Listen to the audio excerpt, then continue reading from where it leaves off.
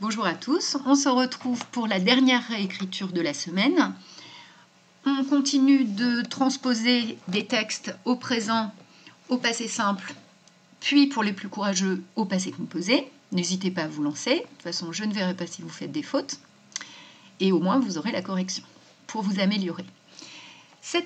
Alors aujourd'hui, vendredi, petite différence par rapport aux autres jours de la semaine, je ne vous indiquerai pas quels sont dans cette phrase les verbes conjugués au présent. À vous de les identifier, par exemple en changeant le temps de la phrase, en la mettant au futur ou à l'imparfait. Voilà la phrase à transposer. Bien décidé à sauver la reine, Lancelot doit choisir entre le pont immergé et le pont de l'épée et privilégie la deuxième voie. N'hésitez pas à mettre pause le temps de faire l'exercice et on se retrouve dans quelques instants pour la correction.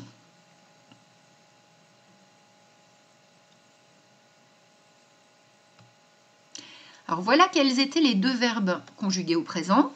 Vous aviez le verbe devoir, troisième personne du singulier, qui s'accorde en personne avec le sujet Lancelot. Et vous aviez le verbe privilégie, du verbe privilégié du premier groupe, qui à la troisième personne du singulier prend la terminaison E comme il chante. Et même si c'est Lancelot qui privilégie la deuxième voix, ce E n'est évidemment pas une marque de féminin, mais bien une marque de personne, comme pour tous les verbes du premier groupe. Dans cette phrase, vous aviez deux adjectifs qui n'étaient pas à confondre avec des verbes conjugués à un mode personnel. Décidé, Lancelot est décidé. Comment est Lancelot? Il est décidé. Masculin singulier, ce qui explique la terminaison E accent aigu. Et puis immergé, un adjectif, là encore, qui s'accorde avec le nom pont au masculin singulier, lui aussi. Donc si je transpose la phrase au futur, ce sont bien les deux seules formes qui changent. Bien décidé à sauver la reine, Lancelot devra choisir entre le pont immergé et le pont de l'épée et privilégiera la deuxième voie. Alors qu'est-ce que ça donne au passé simple? Le verbe devoir devient dû, le verbe privilégier devient privilégia. Alors pourquoi? Le verbe devoir est un verbe du troisième groupe. Vous savez que pour le troisième groupe, on peut trouver soit des thèmes en 1, soit des thèmes en I, soit des thèmes en U. Donc là, ça s'apprend. Si vous avez bien appris vos passés simples, vous savez que le verbe devoir se conjugue avec un thème en U. Et il prend la marque de personne, troisième personne du singulier, le T, puisque le sujet Lancelot correspond à il au singulier. Pour le verbe privilégié, comme tous les verbes du premier groupe, ce verbe fait un passé simple en A, donc sans accent circonflexe ni T, un simple A. Troisième personne du singulier également, c'est toujours Lancelot, le sujet.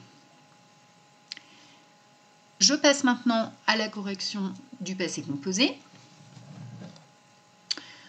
Alors, bien décidé à sauver la reine, Lancelot a dû choisir entre le pont immergé et le pont de l'épée et a privilégié la deuxième voie.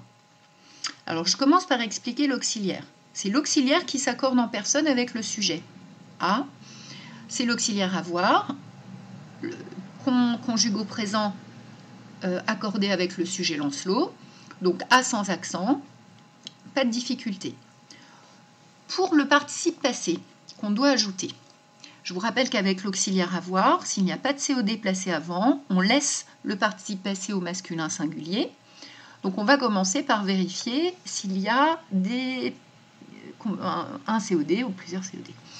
Lancelot a dû quoi? Choisir. Le COD est placé après. Il a privilégié quoi? La deuxième voie. Le COD est de nouveau placé après. Donc on a la garantie de devoir laisser nos participes passés au masculin singulier.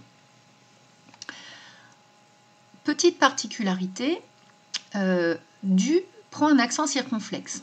En effet, il n'a pas besoin de consonne finale pour un éventuel féminin. On ne dira pas qu'une chose est duse ou dute, on laisse la forme due. Le problème, c'est que du DU, c'est un autre mot qui existe aussi dans la langue française quand on dit par exemple « je veux du pain ». Et cet article défini contracté ne prend pas d'accent circonflexe. Donc, pour éviter de confondre l'article défini contracté et le participe passé, on va ajouter au masculin singulier un accent circonflexe pour faire la distinction entre les deux mots. Cet accent circonflexe disparaîtra si on accorde par exemple du au féminin en ajoutant un E, puisque cette fois-ci il n'y aura plus de confusion possible. Voilà pour l'explication de l'accent circonflexe. En ce qui concerne privilégié, comme tous les verbes du premier groupe sont participe passé étant et, on a dit que le COD était placé après, donc on laisse tout simplement la forme simple du masculin singulier. Voilà, j'espère que j'ai donné toutes les explications nécessaires. N'hésitez pas à me mettre en commentaire si vous souhaitez la semaine prochaine continuer ces exercices de transposition au passé simple et passé composé. Je pense qu'on va continuer au moins jusqu'aux vacances, puisqu'ensuite on abordera un nouveau point de réécriture. Donc peut-être que là on va laisser consolider tout ça encore pour les quelques jours qui nous séparent des vacances. Je vous souhaite un bon week-end. Au revoir.